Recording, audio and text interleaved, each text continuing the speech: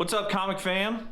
It's your boy Vincent Mclean, the Comic Machine, and I'm back again with another super awesome Thursday video. So, if you can tell, I'm doing this setup again because I really like it. I think it's super awesome looking, and it's very moody. I like the mood. It's got a really cool, chill vibe, you know? So, I'm gonna be rolling with this, I think, for the near distant future. Yeah, I like it. So I really want to know what you guys think about it. I need to get like a standing kind of little extra fill light. I do have a giant window right here. Unfortunately, like the sun where it's at right now, if I was to open it, it would be like, just like, yeah, it would just be super overpowering. So I'm gonna need some type of nice little kind of little fill light just to over here. So I'm kind of like trying to angle a little bit here for this. So just, it's a whole work in progress. All right, I'm doing it on my phone. I've got like 3 feet of space, not even, it's like 2 feet of space for me and the phone and the microphone. So doing this whole new thing. I really want to know what you guys think about the setup. I like this. It's kind of a little bit more personal with us. Actually, it's not us, it's me and the camera, but eventually it would be me and just you guys on YouTube talking while you're watching me talk to my camera. It's funny how the world works, right? All right, so thank you guys for checking out this latest Monday Night Jibber Jabber episode. It was super wonderful. Mr. Collectibles from Gen Mint was on the show. We had a hell of a time and it was awesome. So very much thank you, sir, to coming on the show. I very much appreciate it. And you know, good luck on your 100,000 subscriber adventure. That's just ridiculous. But bottom line for this video is I'm a YouTuber. I do comics, so guess what? I gotta make videos. And Gem Mint gave me some stellar points and advice about what he thinks I should try to start moving towards. My more so expertise that I utilize for my comic book hunting and collecting and what I look for and going into detail and just kind of analyzing and just really diving deep into it and just focus on that and then spit it back out into the world of YouTube to everybody else that collects. So hopefully this information can help you. Hopefully this can, you know, give you good solid advice that you can utilize as you move forward into your collections and how you pick and choose what books you want to get and the reasons why and all that kind of stuff. So that's what this one is going to be about. You know, this is going to be the start of that adventure. So here it goes. All right. That was terrible. No, that's terrible too. Let's try one more time. All right. So the way that this works is I'm going to show a book and I'm going to tell you why I picked it, and that's how this is going to go so far. This is probably going to change like a whole bunch in the future and stuff like that, but that's how this video is going for today. So here we go. Okay, so the first book I'm going to show you guys is a pretty awesome book. All right, it's a Jack Kirby cover.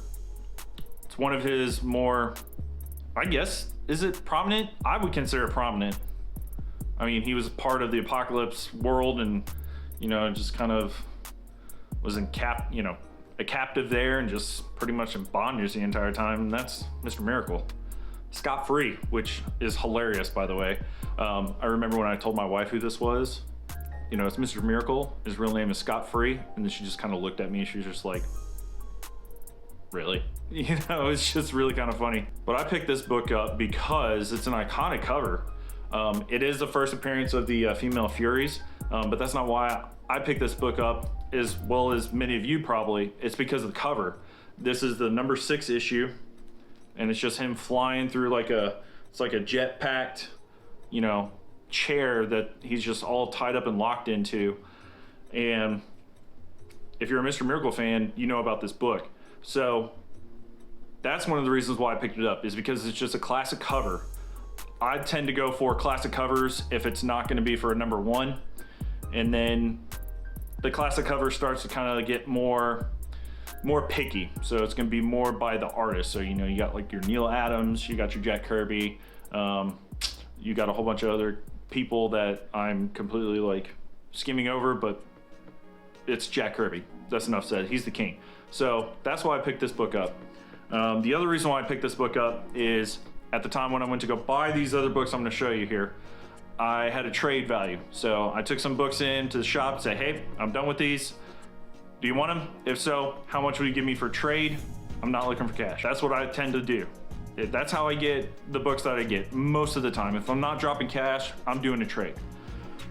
So he comes back and he tells me, all right, I got you 50 bucks for trade for what you brought me today. Cool, that's fine. I can work with that. This book, I believe, was 25. I could be wrong as I do my math. It might change, but I believe this was 25. So when I'm looking at this, okay, so I think this was the first book I went to in the back issue bins to look for. So when I found it and I saw the price, I immediately picked it up and pulled it out. So my process and my thought process on that was, I'm picking this book up no matter what, because I'm trying to get that Mr. Miracle run by Jack Kirby. So the original run he did, which is with this cover, is 1 through 18. All right, so I want to get those covers because I really like the way that he draws Mr. Miracle and him trying to get out of all the chains and contraptions and stuff like that. I really like the way he draws it. That's just me personally. Could be completely different for somebody else, but that's what I look for. So I knew for a fact I was leaving with this book. Now, it's in a 6.0 fine condition. I'm totally okay with that. There's actually not a whole bunch of spine tick damage. I don't know how much you're gonna be able to see. Trust, this is new camera setup. This is all new to me, so if it looks like crap, sorry. Just trying it. But there's not a whole lot of spine damage to it, and it's a real thick book. There's not a whole lot of spine roll either. It lays nice and flat. So I knew that this was gonna be a good buy because the condition is in, all right? I usually tend to stay within like the mid-grade, like lower mid-grade. That's usually where I'm gonna end up being in when I'm looking for back issue bins like this. If it had a whole bunch of tears and stuff like that, it better be an important book for me to want to actually just like pick up like a very good or like a good or like a very good, you know? That's how that goes. All right, so the second book that I picked up that I knew I was walking away with was this Daredevil, okay? This is number 183. This is by Frank Miller. This was the only issue I needed to complete my Frank Miller on Daredevil run. So the 181 to like what, 185, 186. This was the only one I needed. So this was one that I was definitely gonna be walking out with no matter what. And I think this one was listed at 15. I think it was listed at 15, if I'm gonna say correctly, okay? And at an 8.5, like that's a pretty good deal. That's a really good deal. So, you know, I was sitting here just like this, like I'm scratching my head, I'm looking at this, I'm like, okay, this book looks really great. It's in great condition. There's only like a couple spine ticks right here. They're not color breaking. Holy crap, did I just find probably the best looking Daredevil book, like in that run of all the books I have at an 8.5. It looks really good. It's really nice. So that was my process. I'm thinking, I was like, okay, I'm definitely needing to pick this up because once I have this, then I'm done. I've got that run, I'm completed, I finished it out. I'm walking away with this book no matter what. All right, nobody's gonna come up and be like, hey, let me swipe that off. No. That ain't happening. I'm picking this up. I'm finishing the run. Now that I'm done, then I can move on to bigger, better stuff, right? So that's where this next book comes in. So the next book, I have actually been passing on, like I think I passed on it once, but this week I definitely wasn't gonna do that. Punisher Volume 1 of the miniseries, the original limited series, okay? Now this book was one of the pricier ones. I think this one might have been at 30. So my pricing could be wrong. It was last Friday. I killed a lot of brain cells. Amazon works me to death. So the price on this I might have gotten a bit confused with some of the other ones. But this one, between this one, the Daredevil, and the Mr. Miracle, I was pretty much right at that $50 range, okay? So that's where I was at.